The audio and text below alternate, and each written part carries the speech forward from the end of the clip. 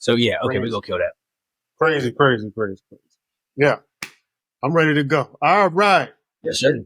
Game within the game. You see the background. Yeah. We slumming it right now. Yeah, we live a regular people life today.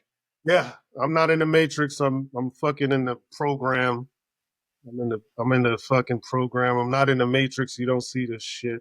I'm amongst the regulars or the normals. Uh, but Amongst don't the get it fucked commoners. up. Yeah, don't get it fucked up. I can still jump off a building and do all types of crazy shit. Don't get it fucked up. I still got my superpower. Jason is not in his realm. his fucking his Nah, see, realm. this how we do it. Wherever we're at is the realm. The Mm, background don't make us. We make the background. damn. Excuse me, man. I've been. This There's how no we other. rolling today. That's how we roll it. There's no other person that I would rather correct me than fucking Yoda, man. I'm actually happy to see Yoda. I haven't seen him in a little bit. We've been Yeah, running around. we a little bit behind our usual schedule, but still getting things done. We make shit happen, man. Always. We make shit happen, man. And, this is a fucking lesson. You know, the show don't I was stop, just man. about to say, yep. I know you were. Yeah, it's a lesson, man. You got to make do with what you got at all times, man. See, It's no excuses. No excuses. ever. See, here's the thing. We were just talking about 2 episodes ago, episode 11, how most people don't make it past episode 10, right? Because they would let stuff like this stop them. Oh, I don't got my thing. I'm not in the studio. I'm not wherever it is I need to be. I don't got the fancy microphone. I don't got the light. I don't got the camera. Who cares? You can get it done regardless, because at the end of the day, if your production value is the only reason that people are drawn to you, then you have no value to begin with. So you need to be your own production value. If the message resonates, then the message will resonate regardless of where it is that you deliver from. Absolutely, man. That's a bar. Jason, he doesn't have his We don't got the gunshot. gunshots right now, but gunshot noise. The applause and shit like that, which it's I'm kind of hurt over that. I'm not gonna lie. I'm not gonna lie because We'll get it back. We'll get it back though. We'll get those particular powers back. yeah. But don't worry about it, people. Don't worry about it. We good. So of course, like every week. Oh, and hold on. Last week we didn't get to fucking name the episode while we was doing our thing, and that kind of pissed me off. That kind of pissed me off. But afterwards, we did come up with a fire name, Gods Nah, Amongst that was Gods. so you came up with that. Gods Amongst Gods. That was a amazing title right there. That's my favorite title of any of these episodes so far. Yeah, me me also, man, because that's just the way we feeling right now, man. And well, you know, I believe I don't like to speak for Jason because no one can speak for Yoda, but I believe that's how he feels, and I feel likewise. And that goes into my thoughts, man, my crazy ass thoughts that I like to toss up to Yoda, and he's like, "You fucking well, why do you think of these things?" And I said, I don't know, yo, I don't fucking know people, man. You know, I've been traveling. People crazy. People are fucking nuts, man, and but the one thing about me is I am ultra observant. I see everything, man. It's a gift and a curse too, Jay. It's a gift and a curse. Because normality or normalcy kind of annoys me at time when you start to pay attention to the shit. It annoys me at time. I would rather people be uh, extravagantly great and talents amongst the stars and skills and all Mm. this other shit and thoughts and intelligence to the gods and all this stuff. But everyone doesn't think like that or live their life like that. And I'm starting to accept it, Jack. Starting to accept the fact that people will be normal, and that sometimes there's things you can't do or say to change them, as frustrating as it may be. So yeah, I've been dealing with these thoughts of late. I understand that, man. You know what? It's a hard realization to come to, right? Because especially once you realize that people could be so much more and there's so much more to life than what you've been shown, the mundane day-to-day stuff, and you just want to get out there and spread that to everybody. And then you see that most people aren't receptive to it. And it's confusing at first, at least to me, because I'm like, well, why would you not want to take on this mindset? Why would you not want to have the belief that you can do and be more?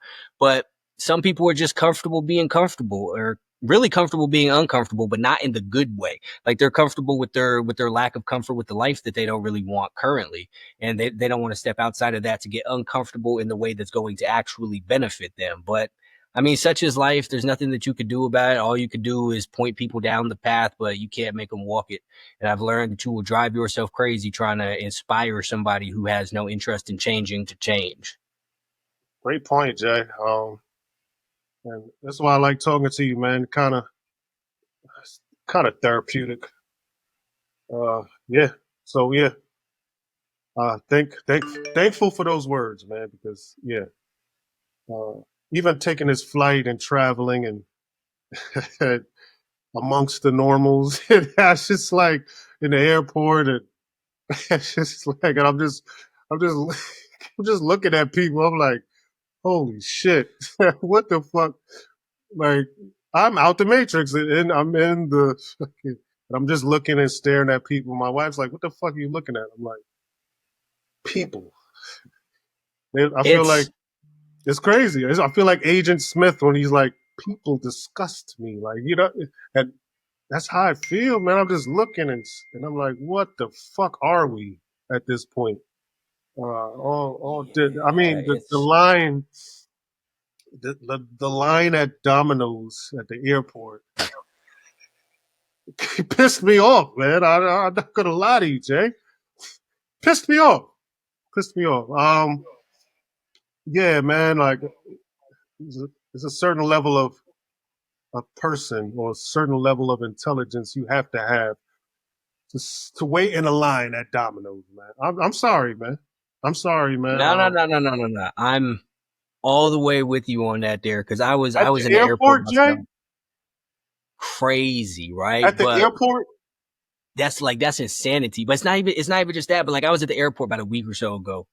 6 a.m. Starbucks line, dozens of people long. I'm like, yo, this is not that good, first of all. And It's not. secondly, my time is worth way more than this 40 minutes that I'm going to stand in line to get this latte and this bagel or this weird little sandwich, whatever it is that you were getting. And it's just baffling to me. But all of these little things that people pay no attention to is a good insight into the amount of value that people give to their own lives. Like, even in the regular world day to day, right? You see lunchtime line at Starbucks or Chick-fil-A is 45 minutes, an hour long, and people will go sit there. And that says so much about how it is that you view yourself, that you're willing to wait amongst all of these other people for a chicken sandwich for a whole entire hour.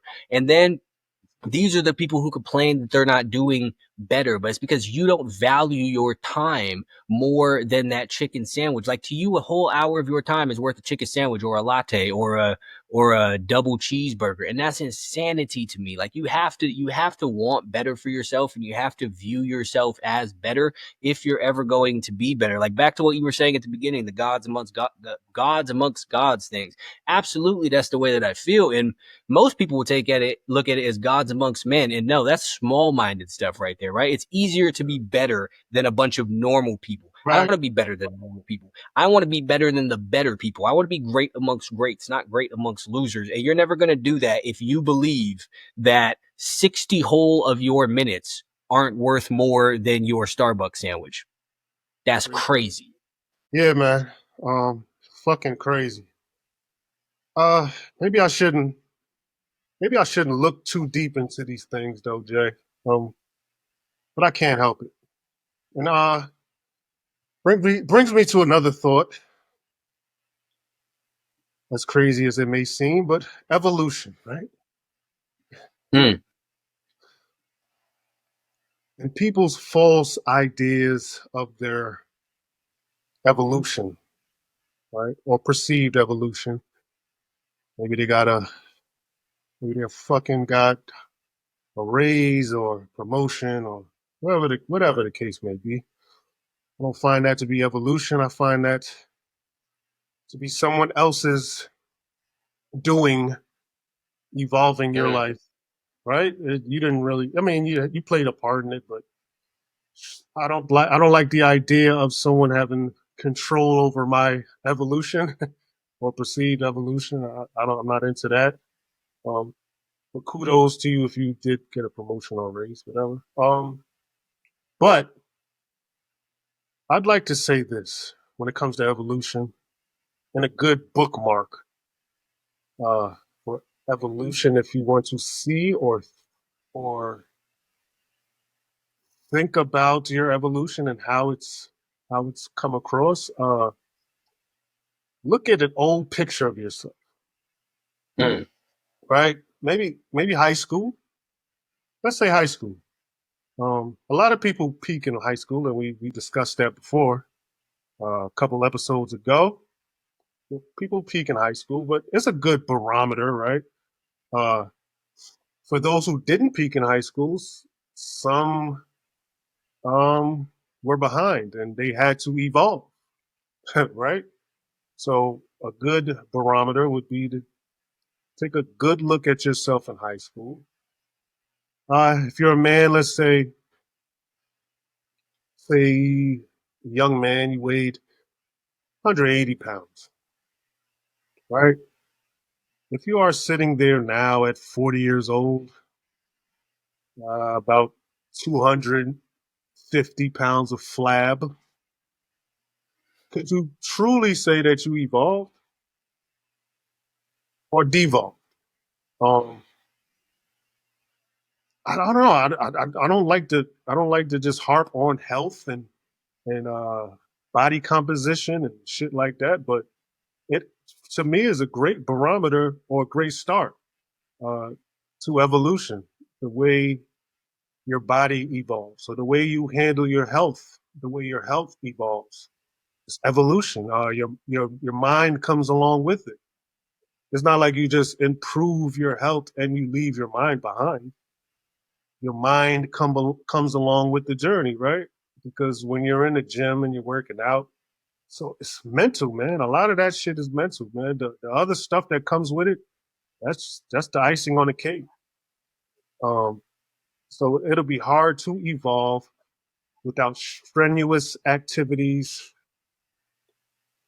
to help your health.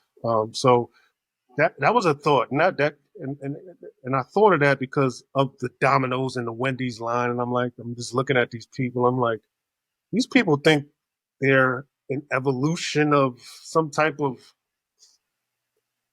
human or something, like, because back yeah, because I don't back in caveman days, if that was even a thing, there was no 300 pound. No, right? So how did you evolve or devolve? Like, um, probably intellectually you did, but we gotta work on evolution, man, and our thoughts on evolution. Or did you really evolve, or did you devolve? I know health is a small part. The crazy part is health is a small part to a lot of people. It's a small part. What is he talking about? It's just fucking burgers. I've evolved. I make a great living. Yeah, I got a feel. I've evolved. I mean, if that's what you call evolution, I'll sit that one out. So I think, man, you made some great points. So first and foremost, I think that collectively humanity has evolved at the very least intellectually, but on an individual level, people have devolved intellectually. So the collective evolvement of on the intellectual level has caused everyone else to devolve on the intellectual level, because now people can outsource their thinking, they can outsource their thoughts, they can outsource their ideas, they can outsource their perspectives. So back in caveman day, even old times, you had to actually come up with things for yourself. You had to figure things out on your own. Now people don't even need to learn to spell anymore or structure sentences. They just ask Chat GPT. Like, people don't need to know math anymore. You got the little calculator in your hands. I'm not saying that calculating random math problems or whatever is the peak of intellect or anything along those lines, but it bleeds over into all of these different areas. I'm a big believer that, I believe we talked about this before, but the greatest indicator of intelligence is your ability to solve problems and change in real time and take your thoughts and ideas and stuff and produce them into the real world. But now, people have everyone else to do that for them. They have everyone else to come along and solve their problems, except for their biggest ones. And one of those is health. And yeah, it's not the end all be all of anything, but the thing is, people have this thing, it's what's on the inside that counts, all of that nonsense. But your outside is a reflection of your inside. So if you're fat, if you're out of shape, then that immediately says you're not disciplined, you have no self-control, you have poor priorities, you're a pleasure chaser, you're a comfort seeker, you're selfish, all of these things. So if you have your life in order, if you have who it is that you are in order, if you're truly an intelligent person in general, then you will be in good shape. Now, granted, there is a range of what that might look like. Again, I'm not saying everyone has to be a bodybuilder or anything along No, those lines, but no, walking around fat and sloppy and unable to walk up the stairs without running out of breath is absolutely unacceptable. And that is a sign of a lack of intelligence and growth, because when you're a kid, when you're 16 and you wanna eat fucking In and Out or whatever they have on different coasts of the world and smoke weed or whatever, okay, cool, that's fine. But you should have learned as you've grown. So when you see 45, 50-year-old grown adults in line waiting for Domino's for an hour, that is a shame, and that is a glaring indicator that they have not grown as people. Because as you grow as a person, you know that you should be eating for your health and for what's good for you, not just for what it is that tastes good or is most pleasurable in the moment. And yeah, again, that's one individual thing, but it's reflective of a lot of other characteristics about yourself, about who it is that you are. So someone who makes poor food choices makes poor choices in other arenas of life. And I'm not yeah, saying that you can't be fat and make money, or you can't be fat and have a family or anything along those lines, but at the very least, you're still not living up to your truest possible potential, because you're not operating at your highest self, because you're neglecting your health. And the physical and mental are tied into each other. And the better those are, the better you could operate in all of these other capacities, the better businesses you can run, the better family man that you could be, the better that you could raise your kids, the better that you can give back to your community, whatever else it is that you value. All of these things improve when you improve, and your health is a huge part of that. And usually, if you're someone who takes the time to get your health in order, you prioritize working out, staying in shape, eating properly, and you turn down all of the good tasting foods or the better tasting foods that people love. You turn down the alcohol and the drugs and all of that. You are someone who has the discipline that's necessary to succeed in other areas of life, because you've developed that self-control and you've gotten your priorities in order. You can delay your gratification and all of that. So even if you're not there yet, if you're someone who's healthy, you've cultivated yourself into someone who can get there.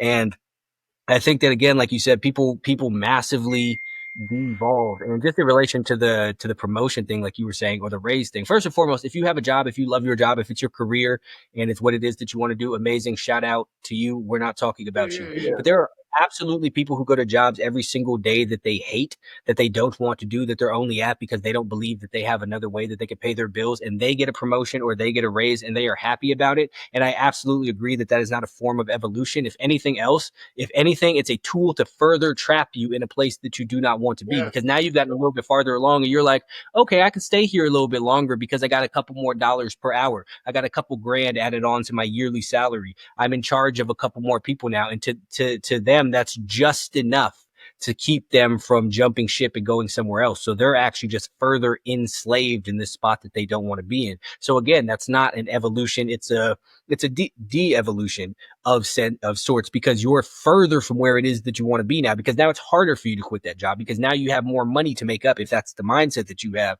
Or I also agree with what you said about the high school thing too. Like, I see old pictures of myself, even from 5, 6 years ago, and I'm like, I look completely different. Not even just in just the aesthetic sense. Like, yeah, my beard's longer than it was back then. But like, I can see, like, you can see in my face that I look different, because I have a different mindset. I'm in a different area of life. I have different energy through the picture, and people have these things. Like, you could go through a high school yearbook. It's all great. You can see everyone's looking all amazing and their best selves and whatnot. And if you were to take the exact same high school yearbook and fill it with those people from when they're 30, that whole Crazy. book would have a whole entire different energy. It would be depressing. It would be all of that, because people have not grown from there. Because I think, for the most part, once people are taken out of an environment where they're forced to progress, they kind of just stagnate wherever it is that they are. And that's most people's most people's problems, and that's what keeps them stuck where it is that they are currently. Like they don't have anything pushing them, they don't have anything driving them, and they consider all of these insignificant things to be some sort of evolution and or growth. Yeah, you have a family, okay, but is it the family that you want, and are you able to provide for them, are you able to take care of them? If so, it's just the thing that you've done for the sake of doing the thing. Yeah, you have a job, okay, cool, maybe it helps you pay your bills, but are you doing anything positive for the world? Are you actually somewhere it is that you want to be? If not, you are not growing, you are not evolving, you are just furthering your own stuck. And they give you all of these little tidbits of things, these little crumbs, trinkets, exactly, like, and that's like you were doing something, and then you're just happy with that because everyone else is happy with that, and that's what you've been conditioned to is, oh, I got 50 cents more an hour, yay, go me. No, is that what you want out of life? Then fuck that. You need to leave it behind because life is all about growing. Life is all about evolving. Life is all about becoming the best version of yourself. You're never going to do that somewhere where you're just being. Yeah, great point. Great point. It makes me think uh, when people get these trinkets, it's like almost like the stick with the carrot and the string Mm-hmm. attached to it, or even the box with the stick that's holding it. You go in there and get the Oh, food, the and little rabbit thing. yeah. It's like comfort. I just thought of something like it's like comfort is a tool that the devil uses. And I hate to get all fucking spiritual and shit, or even say devil. You don't have to use devil in your. You can You use call it anything. whatever it is that you would You can like. call it Devil, whatever the you want. enemy, evil, Yeah, the whatever. man, whatever it is you would like to call it. But it's all No, the same at the end of the day. yeah. For me, I Mm-hmm. categorize all that shit into one box. Um, and it's a tool. Comfort is a tool that, uh, for lack of better terms, I'll say the devil. Comfort is a tool that the devil uses to keep you exactly where you are, and it's a powerful tool. Also, it's Mm-hmm. powerful. That brings me to another thought. It's kind of like evolution or de-evolution. We discussed this a little bit off camera. This for my this for my folks. I'm talking to my folks that's lived a tough life, whether in the streets or just a tough life overall. It doesn't have to be in the streets, but uh, for sake of argument, I'll just talk to the street guys and you just put it all under one umbrella. If you lived a tough life, just put it under that umbrella. Um, why? And I'm asking you, Yoda, why would we survive these chaotic experiences in life, early in life, whether in the streets or trailer park, wherever the hell you come from, uh, group home, foster home, whatever. Survive these chaotic moments and these traumatic, catastrophic experiences when you're younger, only to survive that and be killed by sugar or carbohydrates. Why, why would you survive 30 shootouts and then get diabetes? Like, and then be killed by something so preventable. And I want to say easily prevented. Very easily prevented. Yeah, I mean, yeah. For me it is, but for most, not. I'm I mean, I'm gonna keep it a buck. I'm just for my fats out there. I mean, easy for me and you, but not so easy for others. But it's easy, man. If I could do it, you could do it. So, hey, man. So yeah, it's easy. Why survive something, all these traumas and traumatic tribulations, only to get older in life and have something that's in a box with sugar and fructose and all this other shit, processed sugars and flours. Have this stuff destroy you later on when you survive so much. Like, what's the point? What's the point of surviving this shit getting to a certain and fucking learning all these things you learn from traumatic experiences. Why learn all of that shit, or have you learned? Well, if you have, why learn everything you've gotten to learn from these experiences, and then later in life you get killed by something so simple and so avoidable? What is that? What is that, Jay? Is it a thing? Can you put a name to it? Can you put a idea to it? Is it a? Can it be diagnosed? I have, I don't know if this is a specific diagnosis, so to speak, but your thing before led me to this thing. This is an idea I'm having currently, and we're going to unpack it here in real time here. So, if comfort is the tool of the devil, adversity is the tool of God, because comfort leads to stagnation and struggling leads to strength. Now, one of Wait, them, wait. I got to write that down, man. Are you fucking crazy? That's that's how we rolling here, crazy. people. Nah, Okay. bro. Start. Look, this is like a battle rap. Yo, start the round Are over. we Start. are we with the Hold on. Don Juan? Oh, Let it, let me get that up there. Run that back. Run that all back, right, please. all right, My all right, bad. all right. My bad. If if comfort is the tool of the devil, then adversity is the tool of God, because comfort leads to Wait. stagnation. Nick, did you just think of that? Yeah, just as you were talking here, Run it just as back you real was quick. going with this is what Run we it back unpack. one more time. My bad. My We bad. need to get a little air horn so we can battle rap it for real. It's like a Yo, smack John, battle. Craig, that's great. Run that shit back, Jay. My All bad. right. If comfort is the tool of the devil, then adversity is the tool of God. Now, comfort leads to stagnation and struggle leads to strength. So the devil's on the front end has the more appealing offer, but God's has the more appealing payout. But most people are prone to go for the most appealing upfront offer. So they take the comfort, unaware that that's going to keep them trapped, going to keep them stuck, and ultimately is going to be their downfall. And they turn their back on the adversity, on the struggle, because up front it sucks, it's hard, but as a whole that will lead to their salvation. They're too short-term, short-sighted to understand what trade-off it is that they're making. And I think that, so like you said there, people go through the adversity and then they're killed by comfort foods and various comforts and things along these lines, right? So they're given the struggle by God, and then here comes the devil to say, nah, you've had all this struggle. Take this comfort now. So they take the comfort thinking that it's the way out and it's a relief from what it is that they've been going through. But they were unaware that the path that they were on was eventually leading to the oasis. But they got tempted off of that path by the nice looking, pretty looking one with all of the, the flowers and the bushes and all that shit up front,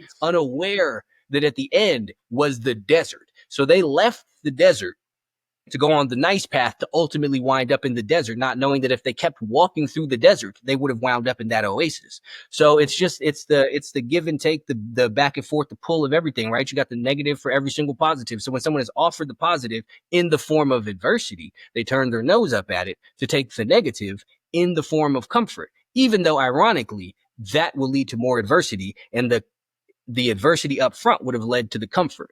So I think, and that's how people get tempted is because they're not strong minded enough to understand that if they keep pushing through the pain and they keep pushing through the struggle, at the other end is clearness and freedom, right? Like they have the thing where I think it's the buffalo runs towards the storm where everyone runs away from it, because towards the storm, you go into the storm, you go out the other side of the storm, because the storm's coming this way, the buffalo's going this way, you pass it. But when you run from it, you're always sitting there under the storm. The storm's always chasing you. So it's harder to run through the storm than it is to run from the storm.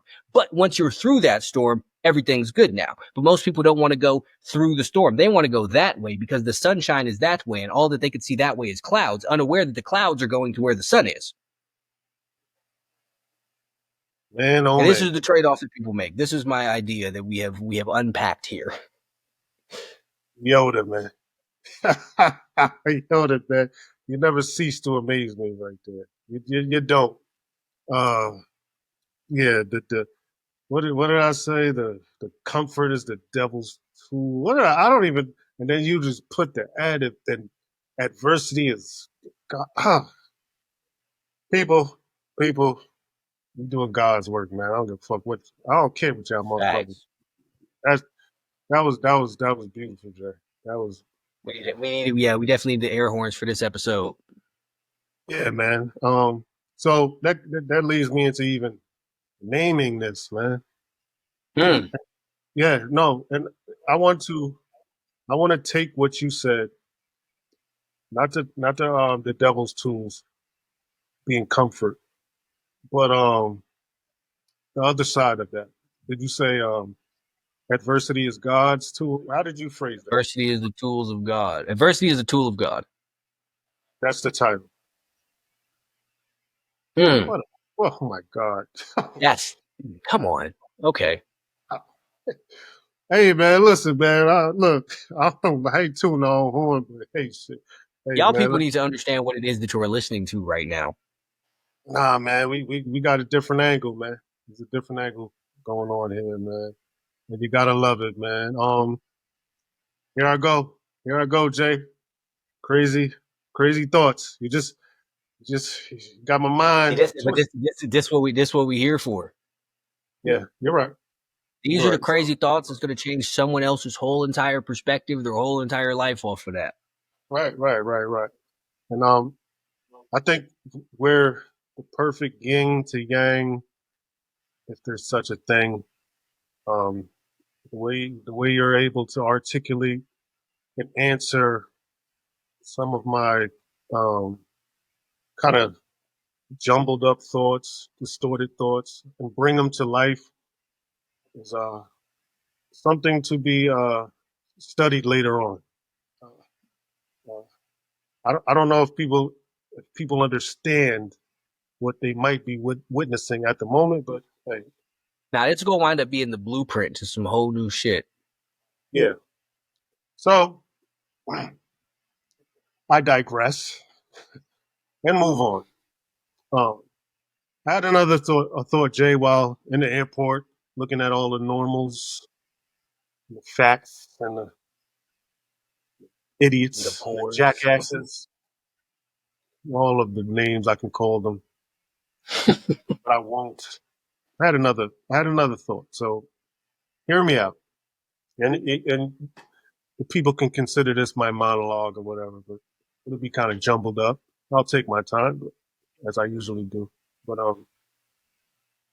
I started to think about opposition, right, and the level of opposition and how that can either change your life for the better or the worse. Right? In many cases, you're only as good as your opposition or level of your opposition, right? Example, um, and I like to use sports because I think sports is a great microcosm of life. Muhammad Ali, right? Mm. Muhammad Ali wouldn't be considered the greatest of all time if he fought Jerry Quarry 10 times, right? So, yeah, no, serious. Uh, well, no disrespect to Quarry. Quarry, although a decent to good fighter, he wasn't going to add to Ali's legacy much, right? So I sometimes wonder why people who become successful, either by like monetary gains, self-serving enlightenments, or great achievements that warrant accolades, I wonder why they worry themselves with opposing ideologies that come from beneath their current status. Mm. Why? Right? Here's a thought. Here's another thought. And just looking at the landscape of rap and rappers and shit, this came to mind. You see this sometimes, this idea of opposition or op. They call it, the young boys call it op. You all got ops, right? You see this sometimes with rappers nowadays. They make it out of their chaotic environment only to rap about the opposition they just escaped from and left in that environment. Crazy. Not only rap about them, not only rap about them, but continue to carry on whatever disputes they had when both parties were on equal playing grounds. And it's no surprise when that rapper ends up in a bad situation, right? I'm not surprised. When we level up in life, people, everything in our lives should go along for the journey. Everything, even especially your opposition. Um, I'll bring myself into it, a little personal. On my quest for ultimate rap greatness, I often mention Jay Z, Biggie, Nas, the highest. That's what I shoot for. Um, that is who I want my opposition to be or become eventually. And I Mm. say, yeah, I say eventually because opposition is not opposition unless both sides consider the challenge to be so, right? It is incorrect. It is let me think. It is incorrect to think you cannot choose your opposition. You can choose your opposition. It is also a mistake to allow low-level opposition to choose you Mm. or to stay. It's also a mistake to stay at the same level of opposition for long periods of time. Also, Jay, I know you've heard this phrase, "choose your friends wisely," but you should also choose your opposition wisely. And I one wish I one had the last, gunshot right now. It's a yeah, bar. my bad. We ain't got that. You can go blow or something. That's my sound effect. Exactly that right there. Battle Um, rap sounds. Better rap. There we go. That's what we on today. That's what we on. We going like Don Nowhere else. DeMarco. Yeah. We there. One last point about opposition. Um, to clear it up, it can be metaphorical. Opposition is not exclusive to being right. Right. Opposition is not exclusive to being a man, woman, child, etc. It could be a thing or even an idea. An idea. It could be a thing or an idea, right? So I like to give examples, right? So picture a small, indiscreet, rather normal, regular man. Let's call them, the normals. You got this small, indiscreet, normal man, right? He chooses to crusade against $1 billion company in hopes of thwarting their diabolical plans of pushing their harmful products onto people in his town, right? So the opposition in this example is larger than life, right? But even if this man experienced a small level of success, that small level of success can catapult this man's normal life into a meaningful existence, Mm. right? Choosing your opposition is important and give you purpose, right? Um, Last point. This is a strategic life hack. Strategic, and it's important. Um, Especially like when I go back to sports. If an all-time great fighter, right? An all-time great fighter, he's let's use names. Let's use Terrence Crawford, right? All-time great fighter. Love Terrence Crawford, one of my favorite fighters. Love combat sports, by the way. And picture Terrence Crawford fighting a guy who has 20 losses. His level of opposition is down there. And I'll ask you, Jay, I know you're not that much into sports, but intellect. Terrence Crawford, undefeated fighter, undisputed champ, all these accolades will go down as one of the greatest. What does he have to gain by fighting someone with 20 losses? Not He a has goddamn nothing. thing. Oh, but there's a flip side to that. What does the fighter with 20 losses have to gain? He has everything to gain. He gains everything. Also, Jay, wait, what does he have to lose? Not a goddamn thing. Right. So choosing your level of opposition is a fucking life hack. It's a life hack. Mm. Choosing the wrong op Let's go back to the youngsters. Choosing the wrong op can land you in fucking jail or worse. So to my young men out there, please choose your opposition wisely and also consider the level of opposition you choose. It could be, and not to be so dramatic, it could be a case between life and death. And there are cases, I don't want to name names, but in rap specifically, um, choose your ops wisely, young man. Yeah, so the in relation to that thing specifically, and we could even tie this to the Terrence Crawford thing. So if you look at him fighting the dude with the 20 losses, right, he has nothing really to gain because even a victory in that is not a real victory. But if he loses, it's so much more of a loss for him because he wasn't supposed to. If he wins, it's like, duh, why'd you even take this fight? But if he loses, it's like, holy shit, you let him beat your ass? Maybe you're not as great as we thought. But for the Mm, dude who fights him, if he loses, he was supposed to. No one right. cares. Nothing to But if lose. he wins, he has created a whole entire legacy. His whole entire life changes. Change his life. Everything changes for him. Yes. So he has all of the reason to go in there and go as hard as he possibly can because he wins in either direction. He either wins or it's a net neutral for him. So he has every reason to go in there and go as hard as he can. Whereas Terrence Crawford has the reason to be careful because he can't lose. And it's the same thing when you have taking it back to the rapper thing with people still running around with their little street beefs. Like once you get to a certain level, you have much more to lose from participating in this. And you're beefing with people who have absolutely nothing to lose by losing to you and everything to gain by taking you out. And it's a dangerous and stupid position to put yourself into. Like you said, choosing your opposition is a life hack. If you're going to be fighting battles, you should be fighting battles that it makes sense and or benefits you to win, not Right. battles for the sake of battling. This is how people wind up fucked up. We take this to a purely rap thing, right? This is why, going back several years, the Drake and Pusha T thing, right? He should have never responded to Pusha T.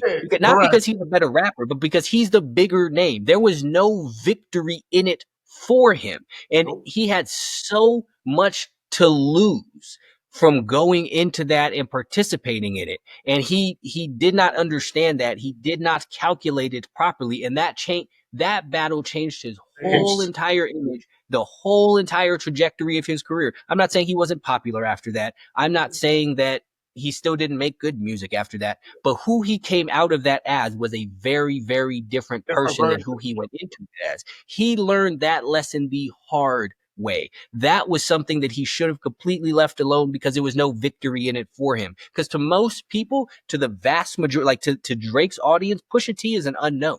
Now we know who he is. People who really listen to music, people who know who he is. But outside of that circle, they don't. And that's just what it is. He's one of the bigger named underground people, basically. Like, Yeah.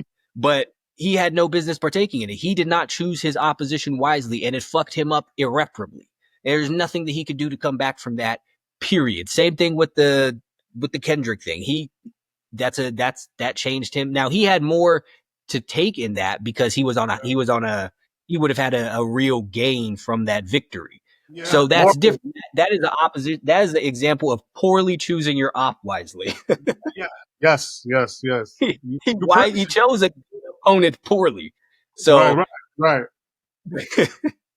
but yeah, as a whole, like what that's exactly what you're saying. Like as you're elevating in life, the things that you're fighting against should be elevating with you. Like when you're broke, then it makes sense to even take it away from people. When you're still fighting with the fact that you're not a morning person and you can't get out of bed. That's opposition right there, right? But when you're a broke person, that's something that you fight against. When you fight against the urge to not go to the gym, you fight against the urge to sleep in, to procrastinate and stuff like that. Like this is your opposition at a very low level is your base urges, right? And you're never going to get to your highest level, to your highest potential, to the most that you could accomplish if you're still fighting against these very base level urges, because they're going to prevent you from doing so. So once you overcome these things, you overcome your procrastination, you level up a bit. Now you take on new opponents, new things to fight off. And again, this is metaphorical as well. It doesn't have to be people, but you have new things that you are battling against, and that Yeah. should evolve as you do. But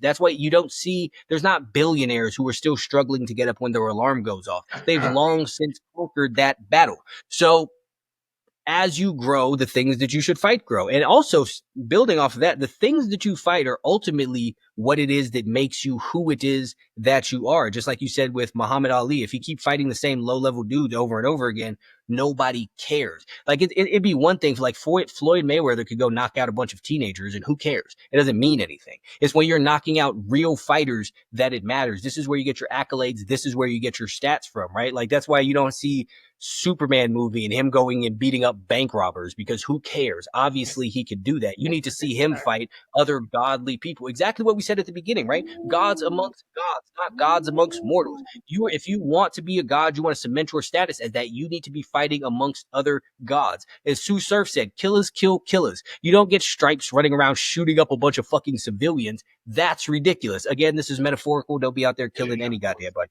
But the point is, you are nobody at the end of the day without opposition to fight against, without something to go against, without an enemy to overcome. And we were talking about this earlier, but like if you look at people, right? If you watch a TV show, you watch a movie, you play a video game, you read a book, every single story, all of it is predicated upon somebody encountering some degree of opposition and overcoming that, right? Even if it's something as simple as a game show or a cooking show.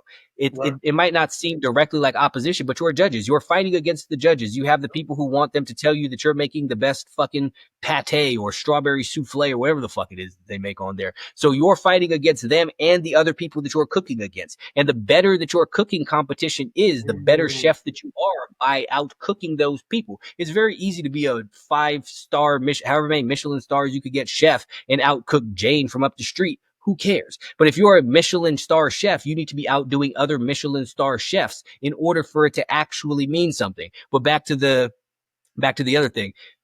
All of those things are predicated upon the defeating of opponents / opposition. But people want to look at their own life differently, right? They want to have zero struggles, zero things to fight against. They want everything easy. But if you were to take their very entertainment and put the life that they say that they want into the entertainment, they wouldn't even enjoy it anymore. What's the point of walking around a video game with all of your weapons and your superpowers with nobody to fight? Even going past that, what's the point of walking around a video game with all your superpowers and your weapons easily killing everybody else? You want to actually have a fight. You want to actually have a battle. The rest of it's no fun. It might be interesting for a moment, but if there's no possibility that you're going to lose, there is absolutely no point in playing. I remember back in the day, PlayStation 2 is Grand Theft Auto San Andreas. They had a cheat code where you could throw it in and you could be invincible. Right? And you get the infinite ammo. I throw a little cheat code in, I get my invincibility, I get my infinite ammo. I'm running around shooting people up and everything, exploding cars. And after a while, I'm like, well, this is stupid. I don't care about this because it's not fun, because there's no possibility that I'm going to die. There's no possibility that I'm going to get arrested. There's no repercussions. So you need to have this something that you can lose to in order for your life to be worthwhile. You're not winning if you can't lose. And that kind of goes back to our opening discussion when it comes to evolution. Come on now. I mean, bring it back. Let's bring it back. Gunshots, battle rap noises. Nah, for real, man. Like you can't evolve with simple opposition. It's surviving high level battles and challenges is how you grow and evolve, right? Surviving, and conquering this opposition. That's how you evolve, right? And like like me and Jay said, doesn't have to be a person, man. It's an idea. The idea of, like you said, getting up in the morning, going to the gym. That is something. That is a challenge. That's opposition. But if you overcome that opposition, who will you be on the other side of that storm? Like you said, running towards the storm, right? Coming out of the backside. Yes, no, we cooking right now. Coming out killing of it. Come on. coming out of the back of that storm, which is the gym, what do you look like after that? Right? What do you look like after that? Right? After reading fucking, you're not going to be the same person before reading 1,000 pages of any book. You're going to be different coming out of the other end of those 1,000 pages. You're going to be a different person, right? So you have to choose your battles, opposition, challenges wisely, right? Because at the end of the day, that's the person you're going to be. Well, that's the person I'm going to judge you on, how you chose your opposition.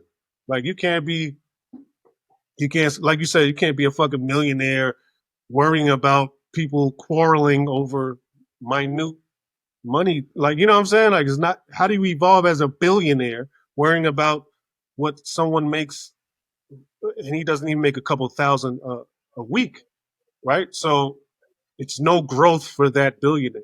He has to choose, and it's crazy. Will Smith, man, comes to mind.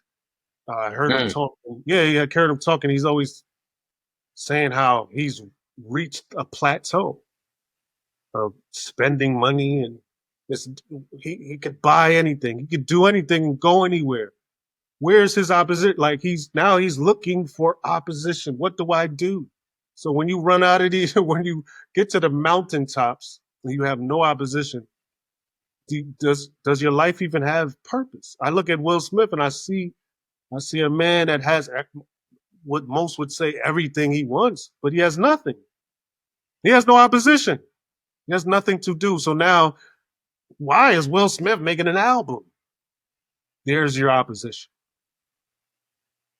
There, There you go. Something to overcome right there. Cause he got the little rap chip on his shoulder. And you know what? I don't know if you heard the album, but it's pretty good. yeah, Like, yeah, I heard some a couple of tracks, and I'm like, okay, well, like I know why he's he got doing some it. good shit in there.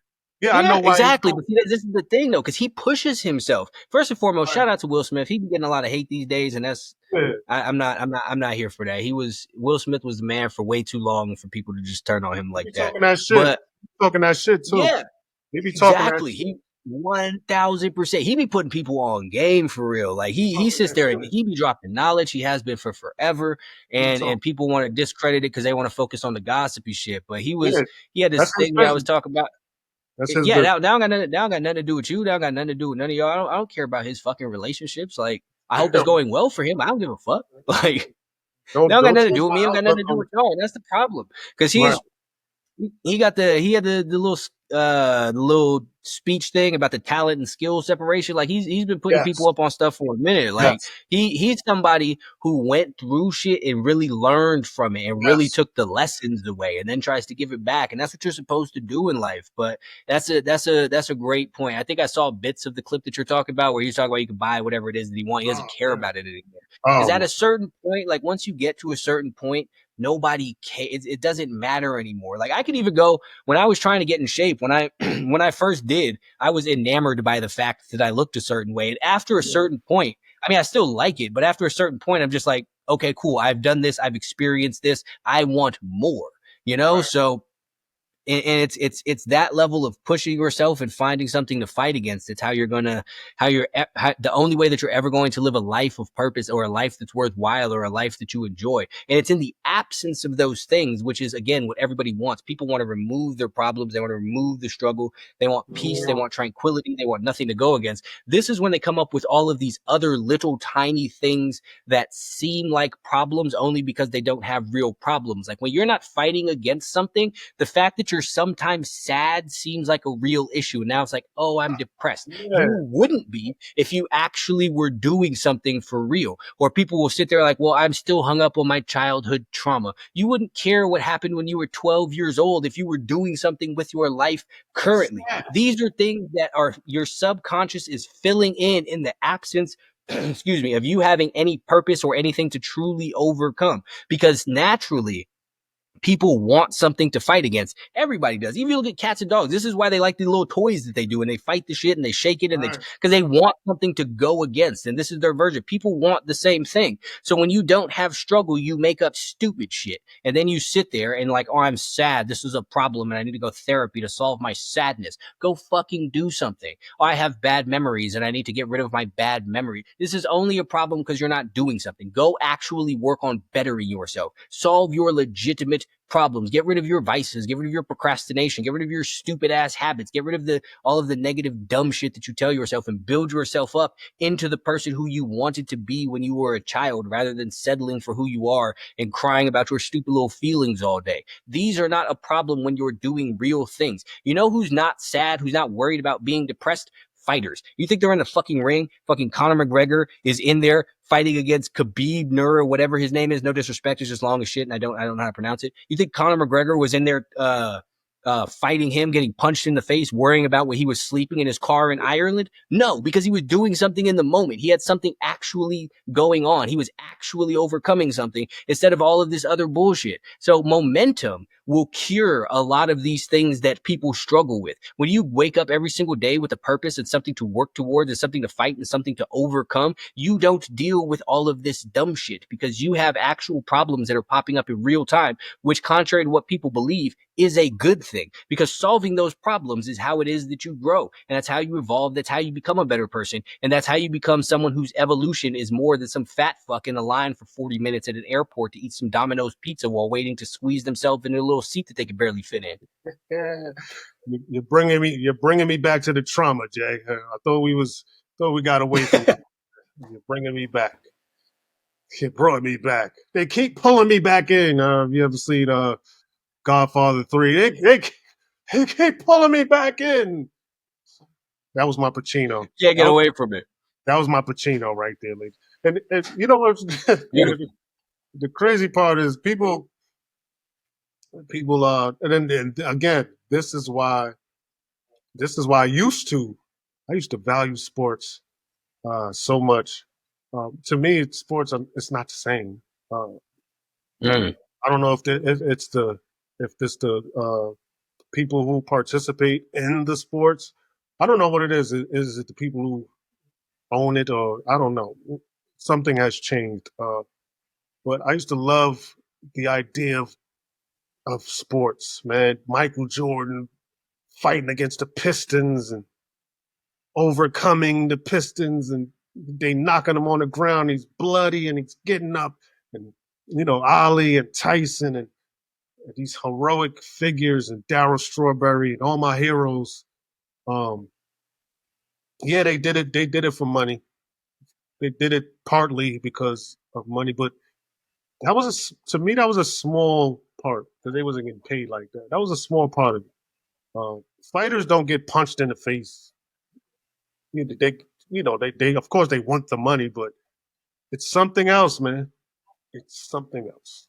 Uh, Fighters, and like I said, could be metaphorical. Could be in a ring or outside of a ring or fighting life or whatever whatever opponent you choose, right? Um, fighting fighting makes you a better person. It Mm-hmm. makes it makes you a better person. And fighters just don't fight for money. Uh, like I said, getting punched in the face, like you said, Conor McGregor. He wasn't in the ring because he fucking depressed. He wasn't thinking about. Was he thinking about money? Getting punched in the face, getting fucking arm locked, and fucking his arm about to break. He's not thinking. All he's thinking about is how to survive, how to beat this opponent in front of him. And if he if he if he finds a way, what he ultimately can become, right? And that's what matters. That's That's what that's it's about at the end of the that's day. what it's about at the end of the day. So to wrap that up, just choose your opponents wisely, choose your opposition wisely, and that will ultimately help you evolve as a person. And You gotta understand that you need opposition. you have, Opposition is a necessity. yeah, no, like I said at the beginning, it's a life hack. It's a life hack. If you find the right person or idea to oppose you, uh, Mm. you come out the other end of that looking like a fucking $1,000,000, And depending on truly dedicate yourself to it, truly dedicate yourself to that fight, yeah, yeah, 1000%. It's the this is the thing right here. There's people who go out into the world who legitimately want to end world hunger or some shit, right? And they don't have yeah, a job, they don't have anything, but they yeah, travel the yeah, globe yeah, actually helping people and live super rich fucking lives. yeah, And they have nice houses, they have all of this other shit, even though they have no real job because they're going out there truly dedicating themselves to combating something. And that leads them to all sorts of amazing places. Like when you, especially when you pick something to fight, and especially when you pick something to fight with pure intentions, because a hmm lot of people just want to do shit for the fucking sake of it. Like people just want to have, like there's some people who go online and just want to make people mad just to make people mad. But when you do the shit with pure intentions, then that shit will take you so fucking far. yeah, And again, it is a life hack. You sit there, you commit to that shit, it will take you farther than any other thing that you could think of because you are fighting against something that you truly believe you yeah, need to conquer and that you conquering will benefit the world as a whole. yeah. Like I said, if you get into it for the wrong reasons, like money, I just said fighters don't really.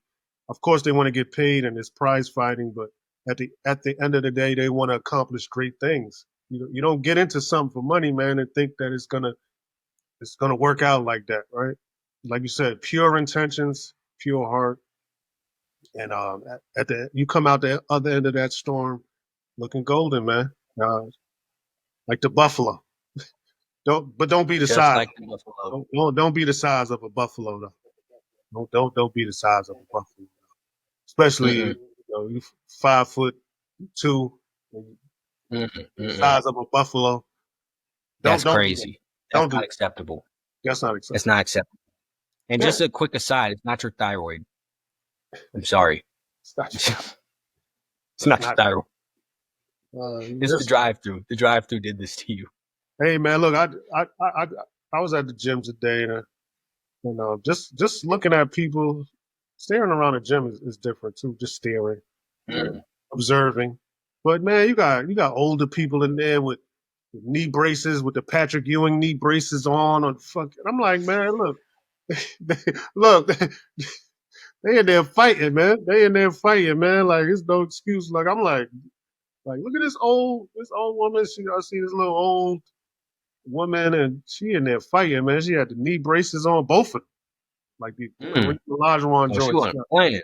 Oh no, yeah, she in there squatting and shit, knees cracking. I can Mm. hear her knees cracking from across the room. I'm like, oh Shit right, echoing. just sound like a gunshot. There go your gunshot right there. Pop, pow, pow. Right over there. That woman, right over there. But Jay, I don't know why I just thought of this. Right, me and my wife was talking about this the other day. I don't know why it just came across my mind. Yeah, maybe it has something to do with evolution and growth and opponents. You've seen Boys in the Hood, right? Yes, sir. And there was a scene in Boys in the Hood that me and my wife was talking about the other day that I found to be extremely important and maybe an overlooked scene in cinema history, actually, Mm. especially our culture. Might be an overlooked scene, and you, of course, you know the scene. Many people know the scene. Um, I'll set up the scene, right? So, you know, Trey, or was it Morris Chestnut's character? He's been killed. Trey comes in the house acting like bluffing like he about to do something and shit.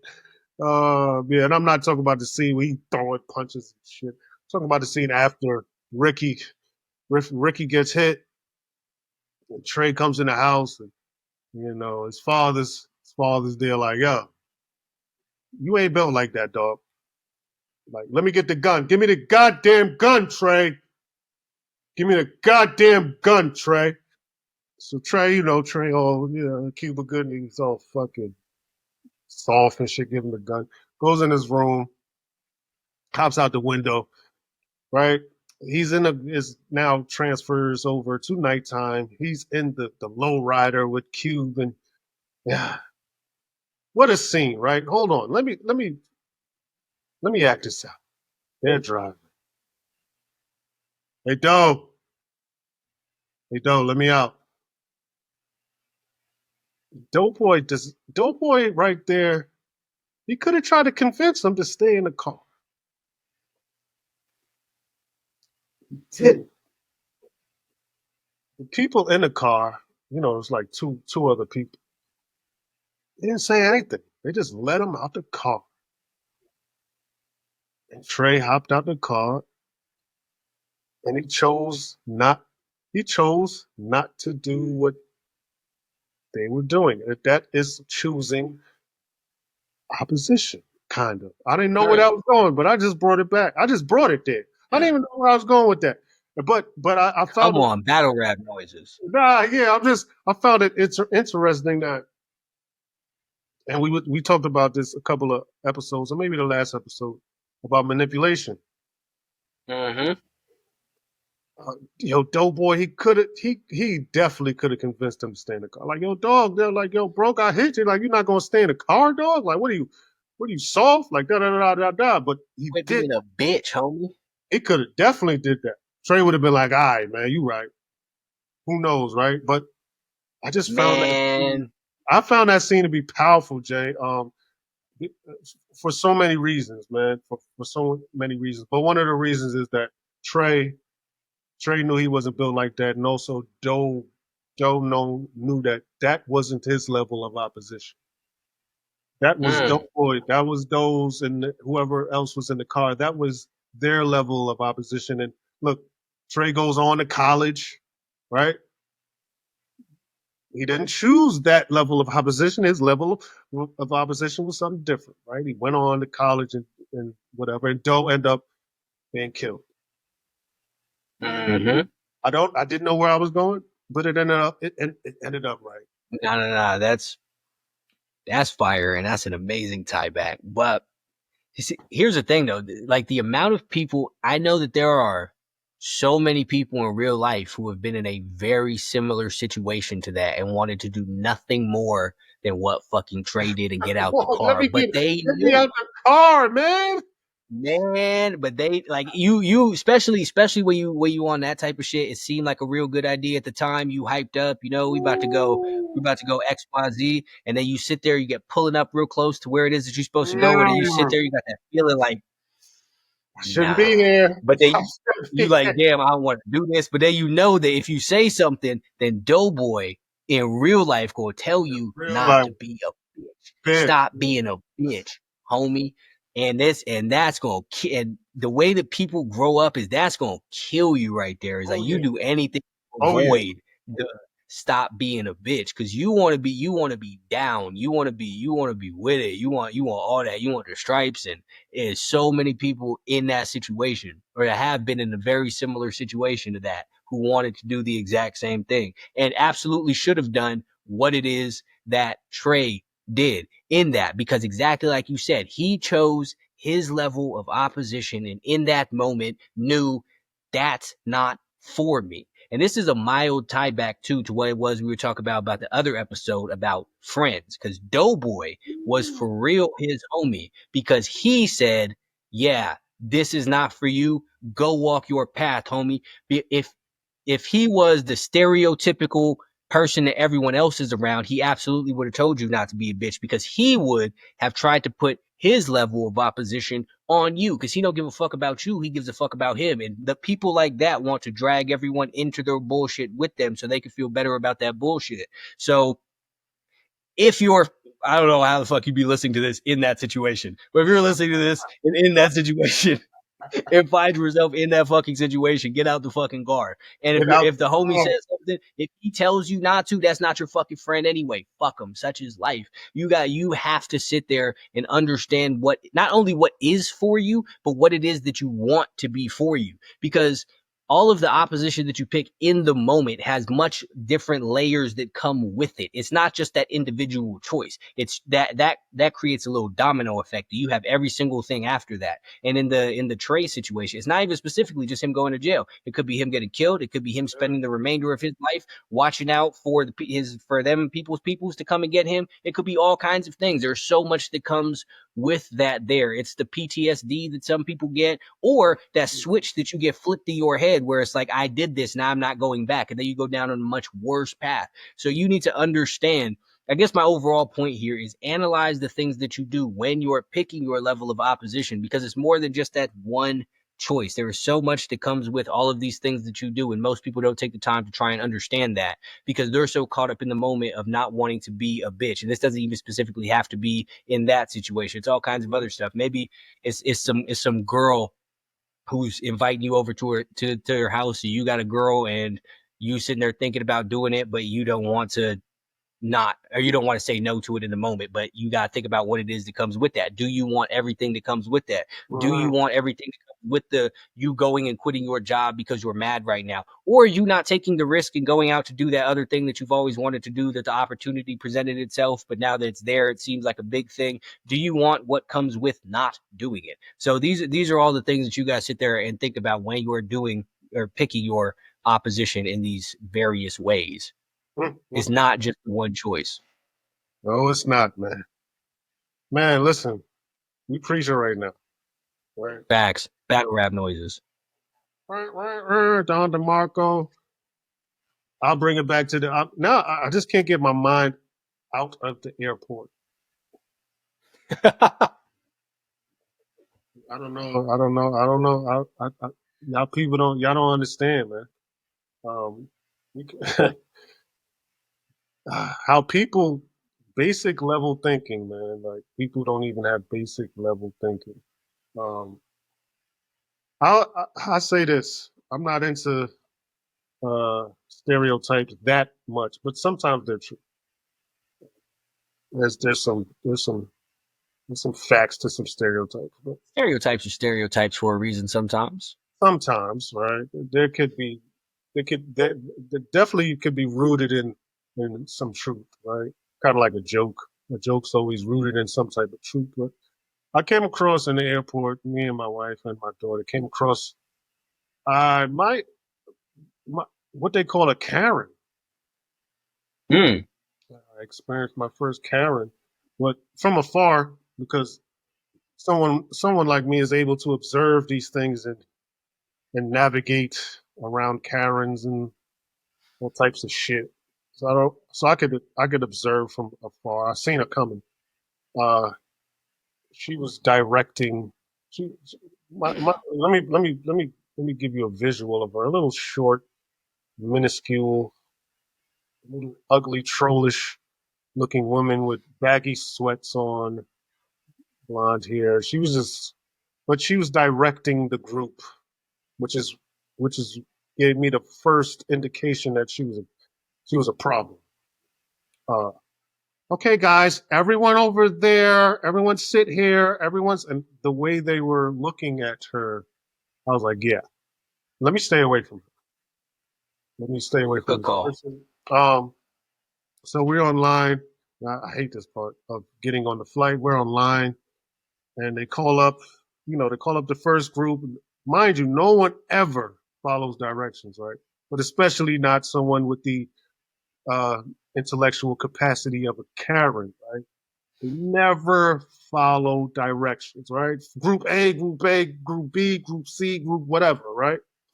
Everyone just races up there and figures that whatever's on their ticket, they can convince like we've all been through it, right?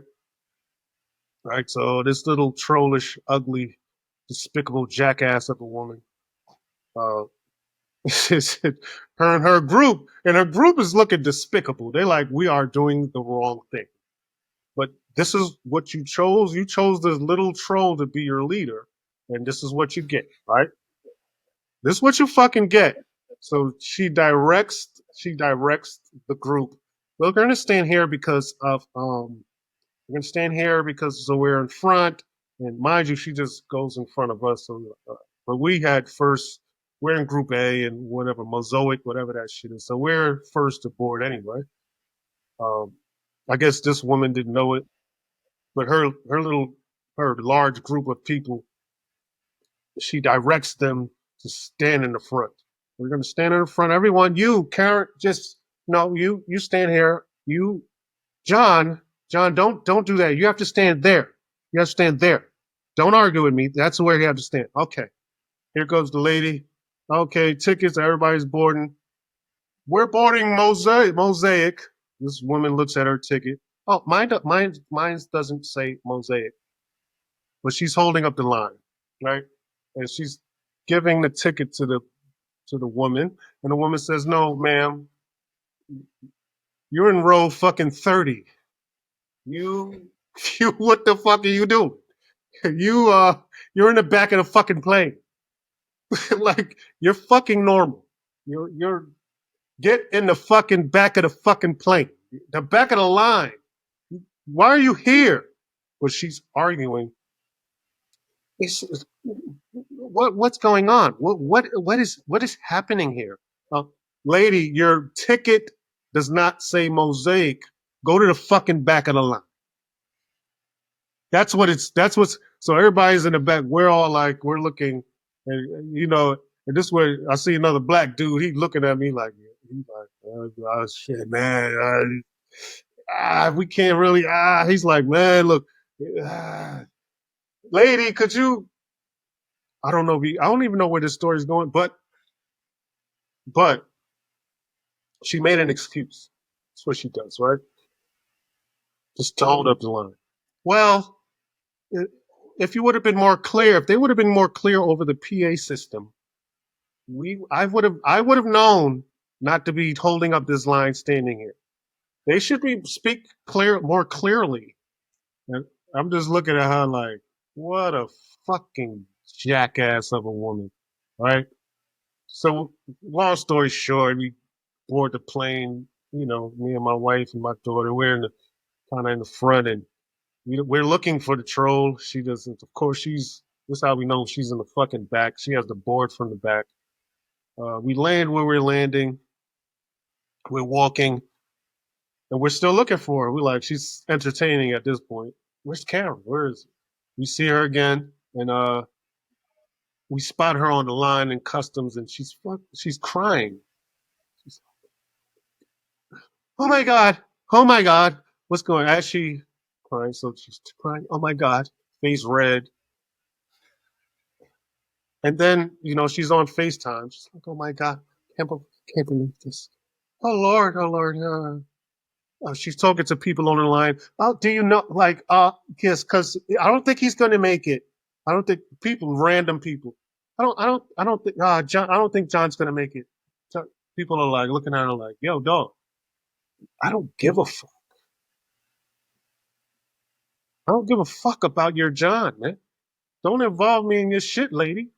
And so now, but me being observant and me and my wife being so observant, we're able to place ourselves 5 to 6 groups of people away from her. So we would expect, now we get to watch the TV.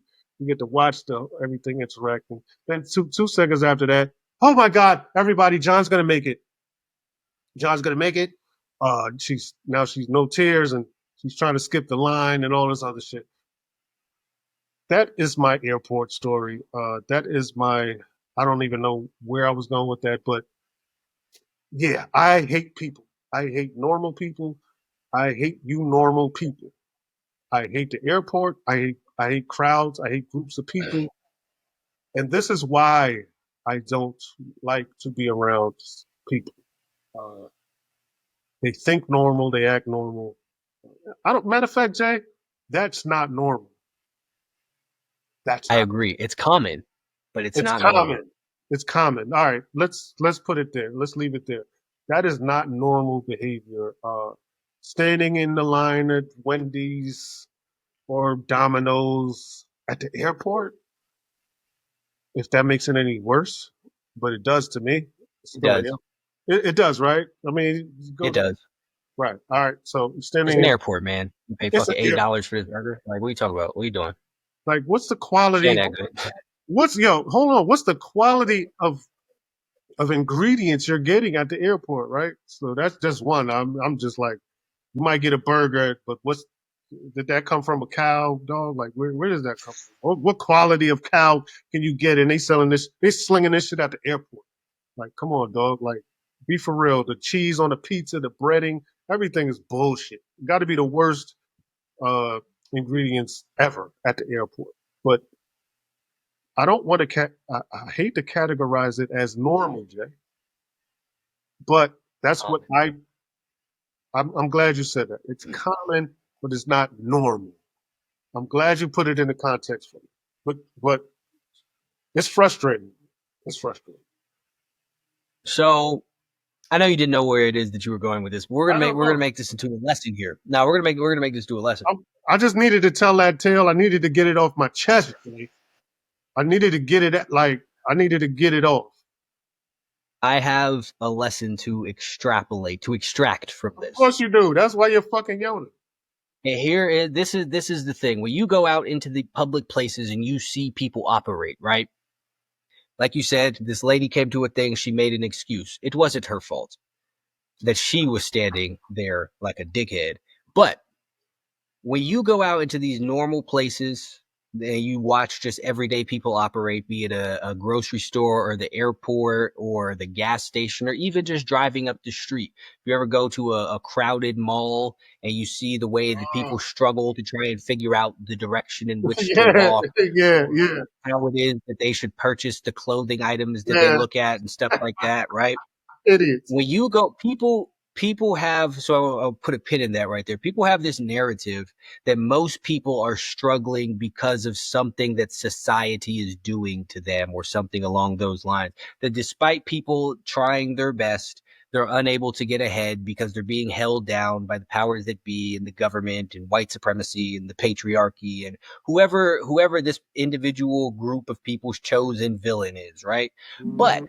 when you go out into these regular places and you look at these regular people who are struggling to do the most basic of things, like line up appropriately for your spot when you're in the plane, like not take 6 carry-on bags onto a plane, because why do you need that much shit to travel? Like, people do not have the ability to put their foot from the brake pedal to the gas pedal when the light changes colors. What makes you think that they should be doing better in life? When you can't walk through the store and figure out why things cost what they cost when they have price tags on it, and you grab 3 things for $9.99 and you get up to the register and you're upset when your total's $29.97, and that's confusing to you. What makes you think that this person should be doing better in life? Like, I understand that it's comforting to blame all of these external factors and stuff, but if you take a look at people, you will see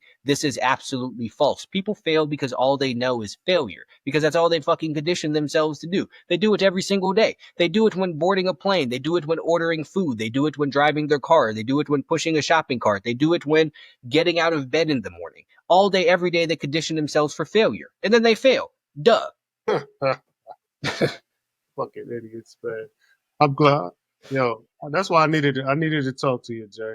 I needed to get it Gotta out. break these things down. Yeah, man. But like I said, man, get it off my chest.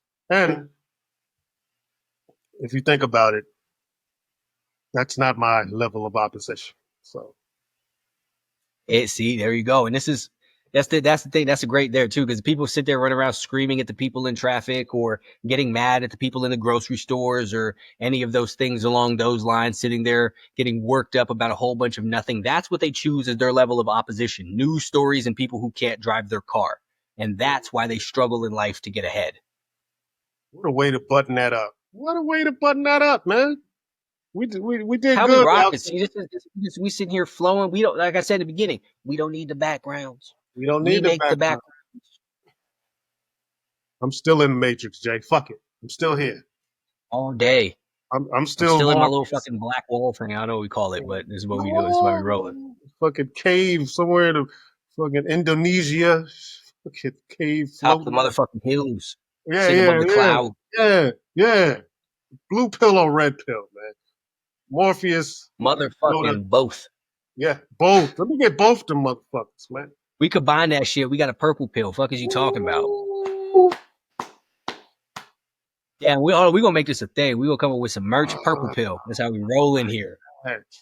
Oh, yeah, but we had to cut that out. We don't need y'all to fight. We don't need y'all to fight. That's fire. Come on now. That's fire, Jay. You on the lookout for these shirts, man, for this merch, man. Purple pill, man. Game within the game. Official merch coming soon. We've just now decided this. Just now, right in front of y'all, right in front of your eyes, man. Come And on. watch. If we Come say on. it, if we say it, it's gonna happen. Facts. Is how we rocking. Yes, Period. sir. But always a pleasure to speak to my guy, man. I find it hard to to to speak to anyone else after talking to you, man. I'm just keeping it a buck, man. Nah, most people, it's a fucking torture talking to the vast majority of people. Like it is Yeah, man. insanity. Yeah, I might have to detox from talking to fucking Yoda. But I'm telling you, man, it just makes everybody just seems so fucking idiotic. But Most people are very vapious. yes, see, look, beautiful words and shit, fucking illustrious words like that, vapious. Look at that. Yeah, it's crazy because I don't get to use words like that in my regular day life. Well, I talk to my wife mostly, and I get to practice words and shit like that because she knows words also. But with other people, it's just it's wasted, right? That's why I love Man, that's why I love rapping, man, because I get to kind of play with words and shit like that. Everyday people they can't say certain things. it is so fucking exhausting when people, what does that mean? What Yeah. does that mean? That's not a word. Yes, it is. You're just stupid. Like, Hey, what you trying to sound smart? Like, yeah, Avi, like this is what, yeah, yeah, people, that's the craziest thing in the world. Are you trying to sound smart? Yes. yeah, What's yeah. the alternative? Trying to You sound trying to sound like a dumbass? Like, yeah. what are you talking about? You read Absolute insanity. you reading the book. Why You you trying think to sound so smart for? Like, think about what you're asking. yeah, Like, think about what it is that you're asking me. Why you want to yes, sound so intelligent? yes, motherfucker, yes. I want to be yes. The fuck. But You should be too, you should be too, man. You should be too. but Game you can't be clearly. clearly because you're not Use your fucking vernacular. you're not the fucking Jesus on Christ. vernacular. That's great. Illustrious verbiage, man. You gotta love Yes, it. this is how we rocking. But here's the thing: words are powerful, right? And most people know like 12 of them. And you wonder why you're all weak and can't do shit. Yeah, yeah. You have to Or speak it into existence and can't form full sentences. no, What are you gonna do? you definitely have to broaden your vernacular if you want to be your greatest version of yourself, man. You definitely have to broaden your verbiage and how Part you of that is speaking well. Elevate your eloquence. Like, come on, man. yeah, be poignant. Be poignant. Right? We're gonna And end don't it. listen, people. I know people love to sit there. You say some words and you talking white all of a sudden or something like that, or you I, sound like a nerd because you know some. Like, come on. I hate shit like that. I said that was a bar on the Davies with the album with me and Davies, the final call. I said that. Yup. Yeah, something like that. I forget all my bars. So I said something to the point to that fact of sounding intelligent to be sounding white or something. Yeah, something about when you talk proper, they say you talk white. Yeah, yeah. Yeah. Nobody even knows the bars, man. I can't. Come on, man. I can't with this guy, man. Yeah, I can't with this guy. But But game within the game. that shit is insane. Yeah, game within the And game. this would be a topic we could unpack another time, but there are a certain group of people who try to make blackness synonymous with ignorance. That's crazy. That's crazy. Where Yeah, I was about to let's not go there. Not write Coming that next down. Bro. time. Yeah, yeah, write that because I was about to go. Let's not do it. You got places to go, people to see. But game within the game. Always a pleasure talking to my brother Jay. Like I Yes, said, sir. Yoda is hard to speak to anyone else after speaking with someone as eloquent and poignant and brilliant as the great Yoda, man. Um, great dueling with you. You are definitely top level opposition. Hey, this how I see us. Back to the beginning. Choose your level of opposition. This it also counts again too, conversationally, unpacking ideas here. Like we can't have a solid conversation if one of us is dumb as shit. Like we've just been going back and forth this whole time. You said the thing, unlock things in my brain. I say the things, unlock things in your brain. This is how we roll in here because you got to associate with people on your level. Period. Yeah, that was what a way to button it up, man. Great convo. Game within the game. We will see you next week.